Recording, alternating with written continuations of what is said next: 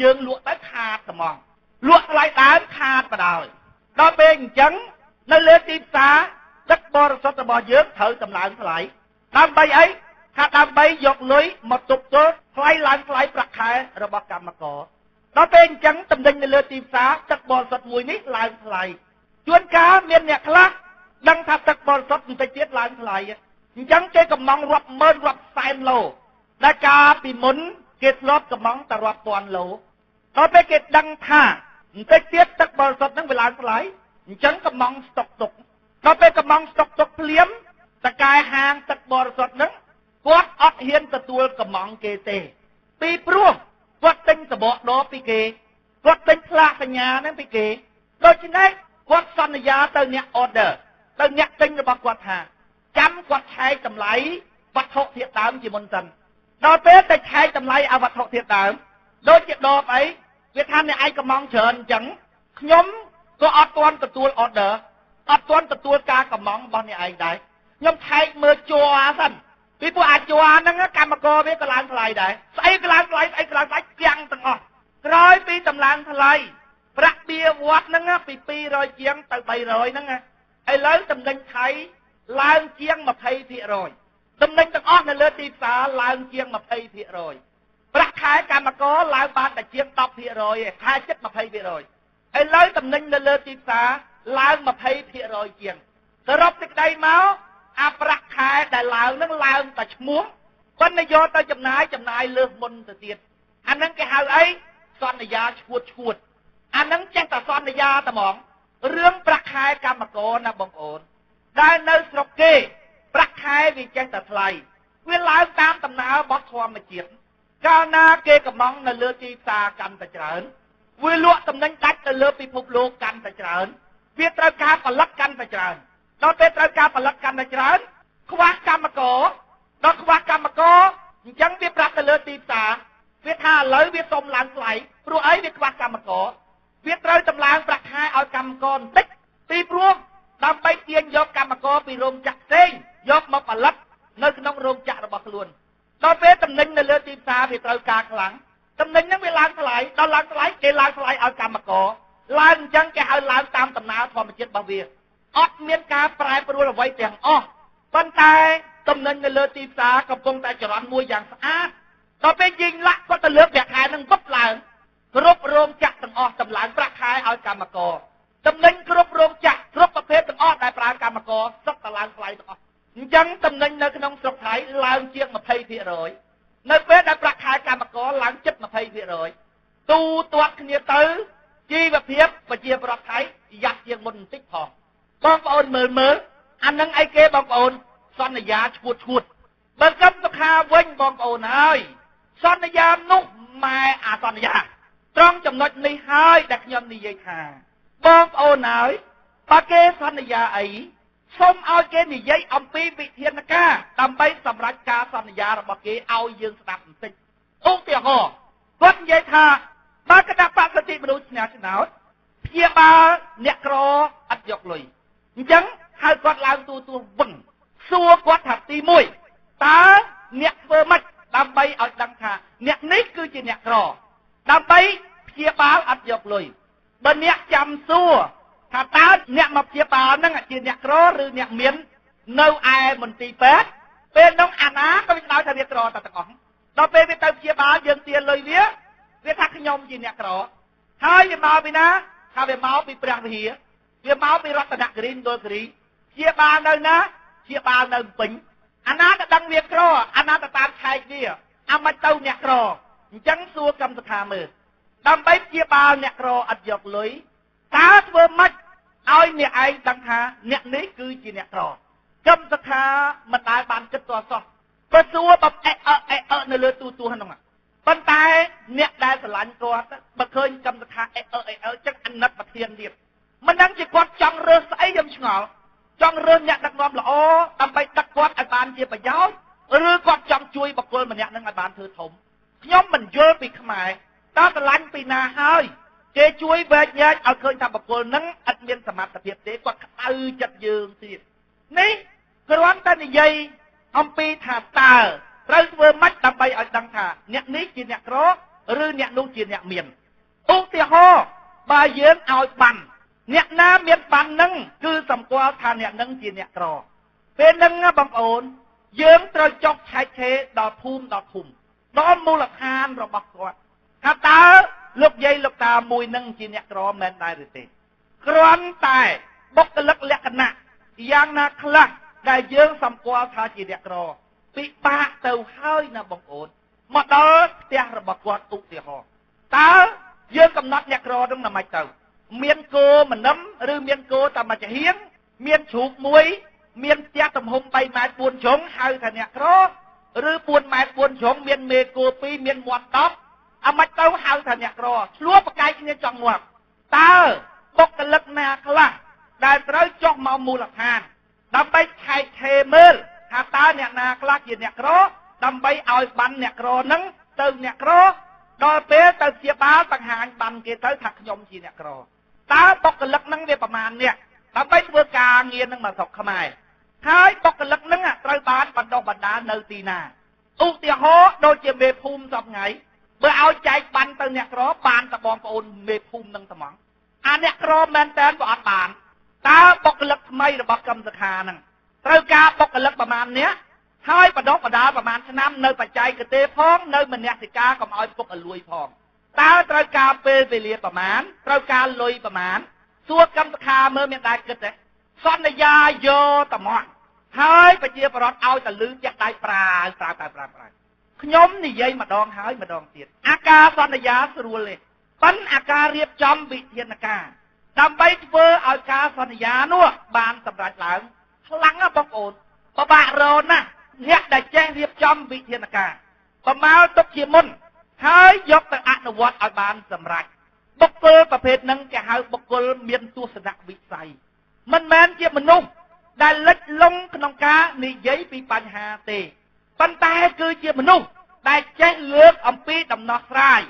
ដែលមានលក្ខណៈជាក់ស្ដែងប្រកបនិយមឲ្យអ្នកដទៃស្ដាប់បានដែលជាវិធានការផ្ទាល់ខ្លួនក្នុងការដោះស្រាយបញ្ហាសង្គមដែលកំពុងតែជួបប្រទះប៉ុន្តែបងប្អូនមើលគណៈបកដទៃទៀតមើល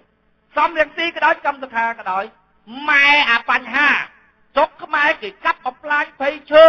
គេជិះជាន់ប្រជាពលរដ្ឋនៅស្រុកគេមិនឃើញចឹងទេចាស់ចរិយាគេចែកលុយចែកលុយចុះនិយាយតែពីរឿងគេអ្នកខ្លាំងណាបងប្អូនខ្លាំងអវិធានការរបស់ខ្លួននេះថាតើបញ្ហាបែបហ្នឹងខ្លួនឯងដោះស្រាយយ៉ាងម៉េចបងប្អូនពេលស្ដាប់អ្នកនយោបាយសុំឲ្យអ្នកនយោបាយនិយាយអំពីវិធានការក្នុងការដោះស្រាយបញ្ហាជាជាងបងប្អូនទៅស្ដាប់អ្នកនយោបាយដែលកំពុងតែនិយាយពីបញ្ហាដែលបងប្អូនបានដឹងរួចទៅហើយបើបងប្អូនណាជ្រើសរើសតែអ្នកនយោបាយដែលនិយាយតែពីបញ្ហាច្បាស់ណាស់ថាអ្នកនយោបាយបែបហ្នឹងมันអាចនាំបងប្អូនទៅដល់គោលដៅបានទេហើយបើនិយាយប៉ុណ្ណឹងហើយបងប្អូននៅតែមិនចេះស្ដាប់ទៀតមុខបងប្អូនហ្នឹងវាសំតែនឹងគេបោកហើយបើគេបោកក៏បងប្អូនកំខឹងគេយកពនួងដាក់ក្បាលខ្លួនឯងទៅវាប្រភ្លើពេកនិយាយស្ដាប់គ្នាមិនបានដោយកម្មសខាកាលពីមុនអាណត្តិមុនណាបងប្អូនគាត់សន្យាថាបើគណៈបក្សសិទ្ធិមនុស្សឆ្នះឆ្នោតឲ្យមេគោមកផ្ទះ100មកគ្រួសារ100បងប្អូនពិចារណាពីវិធានការកម្មសខាតិចមើលមេគោមកផ្ទះ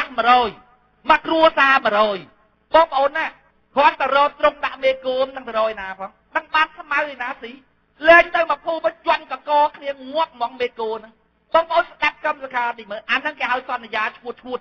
ចេះតែមានប្រជាពលរដ្ឋបោះឆ្នោតឲ្យបាន3កៅអីគេទៅហេតុអីអញ្ចឹងបងប្អូនថាស្រុកខ្មែរវាល្ងងណាស់អាឃឺមិនក៏អាចបានស្លឹកណោតដែរឲ្យតែបកែបោកឥឡូវមកទៀតសន្យាអូយសន្យាមកសពមកគ្រប់បងប្អូនទៅមើលសំរងស៊ីមើល100ចំណុចគោលនយោបាយសន្យា100ខឧទាហរណ៍បើសម្រាប់ជាគណៈបកសំរងស៊ីឈ្នះឆ្នោតយកដីដែលរដ្ឋាភិបាលឲ្យអង្គញាយកមកប្រគល់ជូនប្រជាពលរដ្ឋវិញបងប្អូនណាសួរវិធានការគាត់បន្តិចមើលឧទាហរណ៍ដីបង្កក់ដីបរិយកីឡាអានោះអង្គញាយកឥឡូវយកដីអង្គញាហ្នឹងប្រគល់ជូនប្រជាពលរដ្ឋវិញព្រោះគេធ្វើផ្ទះថ្មប៉ុណ្ណាណៃលក់នឹងប្រហែល100តអាអ្នកថ្មីមកទិញផ្ទះនោះអស់ហើយដល់ពេលសំរងស៊ីឈ្នះឆ្នោតយកដីដែលរដ្ឋប្រគល់ឲ្យអង្គញាយកមកចែកជូនម្ចាស់ដើមវិញអាហ្នឹងជាការសន្យាឥឡូវឲ្យសំរងស៊ីរៀបចំវិធានការមើលតើវិធានការរបៀបម៉េចទៅយកដីនោះបានបងប្អូន បង្កក់រៀបចំសាងសង់ទៀតសិតអាគារខ្ពស់ខ្ពស់ហើយតែចាប់ដើមបុកគ្រឹះមានគេមកទិញកក់លុយម្ចាស់ថ្មីដល់សំនឹងទីឈ្នះឆ្នោតយកដីដែលរដ្ឋាភិបាលប្រគល់ជូនអុកញ៉ាយកមកចែកជូនម្ចាស់ដើមវិញបងប្អូនសួរវិធានការគាត់បន្តិចមើលថាតើគាត់អាចធ្វើទៅរួចអត់គណៈបកយើងតែឈ្នះឆ្នោតដេញអតោប្រវេសទៅវិញបងប្អូនសួរវិធានការបន្តិចមើលយួនមកកណោចេះនិយាយខ្មែរអ្នកឯងមើលមិនដឹងអាណាយួនអាណាខ្មែរដេញមិនទៅបើវាកាន់អត្តសញ្ញាណប័ណ្ណខ្មែរទាំងអស់បើអញនិយាយបៃឡំធូឯងចុះអញនិយាយខ្មែរឲ្យដេញមិនកុំឲ្យលឺតែគេនិយាយថាបើឈ្នះឆ្នោតដេញអន្តោប្រវេសទៅវិញទាំងដៃប្រើតិចងាប់ទៀតឲ្យគេនិយាយពីវិធានការកម្មសុខានេះបងប្អូនសមាជិករបស់គណៈបកសិទ្ធិមនុស្សទាំងអស់ដែលឡើងនិយាយតាមវេទិកាសាធារណៈដូចជាតំណាងរាស្ត្រជាប់ឆ្នោតម៉ែអាបញ្ហាបងប្អូនម៉ែអាបញ្ហាឪអាបញ្ហាសុកខ្មែរចុះសុកខ្មែរចុះសុកខ្មែរចេះសុកខ្មែរចេះសុកគេមិនធ្វើចឹងទេប៉ុន្តែអាវិធានការរបស់គាត់ដើម្បីដោះស្រាយបញ្ហាហ្នឹងអត់មានអីទាំងអស់មានតែបងប្អូនមើលអ្នកប៉ែនសវណ្ណអ្នកស្នេហាជាតិខ្មែរយើងនេះគេនិយាយចឹងនេះសឿនស៊ីបៀនណាកូនតាសឿនសានណាចៅតាសឿនគុយនេះដែលសឿនគុយណាគាត់ឲ្យយួនណាកាត់ក្បាលគាត់ដើម្បីថែរក្សាប្រពៃណីទំនៀមទម្លាប់ខ្មែរកម្ពុជាក្រោមខ្ញុំដឹងហើយម្ចាស់ថ្លៃខ្ញុំដឹងថានឹងជាបុគ្គលស្នេហាជាតិហើយអាហ្នឹងខ្ញុំមិនទាន់និយាយពីរឿងស្នេហាជាតិអត់ផងណាឥឡូវឧទាហរណ៍ខ្ញុំយល់ថាគាត់ស្នេហាជាតិហើយខ្ញុំចង់ដឹងថាតើគាត់មានសមត្ថភាពក្នុងការដោះស្រាយបញ្ហាស្រុកខ្មែរអត់ឧទាហរណ៍បញ្ហាអន្តោប្រវេសន៍អ្នកនិយាយថាបកគណៈបកសិទ្ធិមនុស្សឆ្នះឆ្នោតនឹងដោះស្រាយបញ្ហាអន្តោប្រវេសន៍អានឹងដោះស្រាយនឹងដោះអត់ម៉េចខ្ញុំចង់ដឹងអ្នកនិយាយអំពីវិធានការមើលមិនបាច់និយាយពីវិធានការទេបើចង់ដោះស្រាយបញ្ហាស្រុកខ្មែរដូរតែអ្នកដឹកនាំចាស់នឹងចោលទៅដាក់គណៈបកសិទ្ធិមនុស្សដោះស្រាយរួចតែទាំងអស់តិចងាប់ទៀតតែខ្ញុំនិយាយថាចាញ់បោកគេរាល់ដងពីព្រោះអត់សួរអត់នាំគេអំពីវិធានការរបស់គេក្នុងការធ្វើឲ្យបានសម្រេចការសន្យាពីព្រោះដើម្បីដោះស្រាយបញ្ហាបានណាបងប្អូនមនុស្សដាច់ខាតត្រូវមានទស្សនវិស័យអាទស្សនវិស័យហ្នឹងបងប្អូនគឺជារបស់យើងផ្ទាល់អារឿងយើងនិយាយពីស្រុកខ្មែរគេកាប់ផ្លាញ់បៃជើគេជីកជន់ប្រជាពលរដ្ឋយកដីប្រជាពលរដ្ឋអានឹងរឿងរបស់គេប៉ុន្តែរឿងរបស់យើងបើបានមកក្នុងកណ្ដាប់ដៃវិញតើយើងធ្វើមិនអានឹងរបស់យើងអាមនុស្សខ្លាំងរបស់យើងនេះដល់កម្មសខាសំរងស៊ីគាត់ខ្លាំងអានិយាយពីគេនេះអាត្រង់ចំណុចនឹងហើយដែលខ្ញុំនិយាយថាបងប្អូនអាចនឹងមិនដល់គោលដៅទៀតបងប្អូនសង្ឃឹមតែអ្នកនយោបាយនឹងដោះស្រាយបញ្ហាឲ្យបងប្អូនប៉ុន្តែបងប្អូនជាអ្នកជ្រើសរើសអ្នកនយោបាយដល់ពេលបងប្អូនអត់មានសមត្ថភាពយល់បងប្អូនទៅរើសមនុស្សដែលអត់មានសមត្ថភាពក្នុងការដោះស្រាយបញ្ហាបងប្អូនទៅជ្រើសរើសតែមនុស្សដែលនិយាយពីបញ្ហាហើយបងប្អូនថាអូយគាត់ស្នេហាជាតិណាស់អាស្នេហាជាតិក៏ដោះស្រាយបានទេបងប្អូនតើមនុស្សអត់មានទស្សនៈវិស័យក្នុងការដោះស្រាយទេវាអត់ដោះស្រាយចេញទេបងប្អូនអ្នកនយោបាយដែលខ្លាំងមិនមែនអ្នកនយោបាយដែលពូកែនិយាយពីរឿងខុសរបស់អ្នកដទៃទេប៉ុន្តែជាអ្នកនយោបាយដែលមានវិធានការដាច់ដោយឡែករបស់ខ្លួនក្នុងការដោះស្រាយបញ្ហាហ្នឹងដើម្បីឲ្យដឹងថាគេមានវិធានការដាច់ដោយឡែកគួរទុកចិត្តបានអាចដោះស្រាយបញ្ហាហ្នឹងដែរឬទេបងប្អូនឲ្យគេនិយាយពីវិធានការរបស់គេក្នុងការដោះស្រាយបញ្ហាហ្នឹងឲ្យយើងស្ដាប់កុំគ្រាន់តែគេនិយាយថាបកគណៈបកសិទ្ធិមនុស្សឆ្នះឆ្នោតជាបាលអត់យកលុយបងប្អូនជឿទេហ្មងបងប្អូនឲ្យគេនិយាយពីវិធានការមើលតើអ្នកឯងធ្វើវិធានការយ៉ាងម៉េចមន្ទីរពេទ្យនៅកន្លែងណាហើយពេទ្យទាំងអស់ហ្នឹងតើអ្នកឯងអប់រំសិលធម៌យ៉ាងម៉េចដើម្បីឲ្យឃើញអ្នកជំងឺទៅណាបងប្អូនដូចឥឡូវត្រីឃើញអាចចឹងណាដាក់ភ្លុកទៅដដើមគ្នាស៊ីដូចនៅស្រុកយួនអ្នកជំងឺកុំចូលទៅក្នុងពេទ្យក៏ដាក់ភ្លុកទៅបងប្អូនពេទ្យចេញមកដូចសមោចរោមយើងហ្មងរុញទៅក្នុងហ្មងរកកន្លែងសង្គ្រោះបន្ទាន់ពុបហ្មងដូចត្រីឃើញអាចចឹងអូនបញ្ញាយគ្នាហ្មងប៉ិនពេទ្យខ្មែរឃើញអ្នកជំងឺទៅណាបងប្អូនដើរមក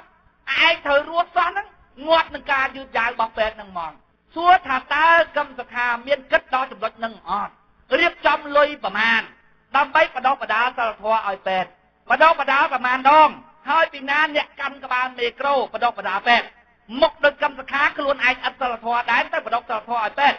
ហើយមនុស្សបងប្អូនគេបដោះសិលធម៌គេមិនមែននិយាយថា អ្នកឯងត្រូវមានសិលធម៌អ្នកមានសិលធម៌ទៅអ្នកស្នេហាជាតិទៅអ្នកស្រឡាញ់ប្រទេសជាតិទៅនិយាយអញ្ចឹងវាមិនដុសសិលធម៌វាមិនដុសការស្នេហាជាតិទេដើម្បីឲ្យមនុស្សមានសិលធម៌ដើម្បីឲ្យមនុស្សមានទឹកចិត្តស្នេហាជាតិទៅបងប្អូនគេនិយាយពីនេះពីនោះយូរបងប្អូនយូរឧទាហរណ៍យើងយកកធន់ទៅក្រោមទឹក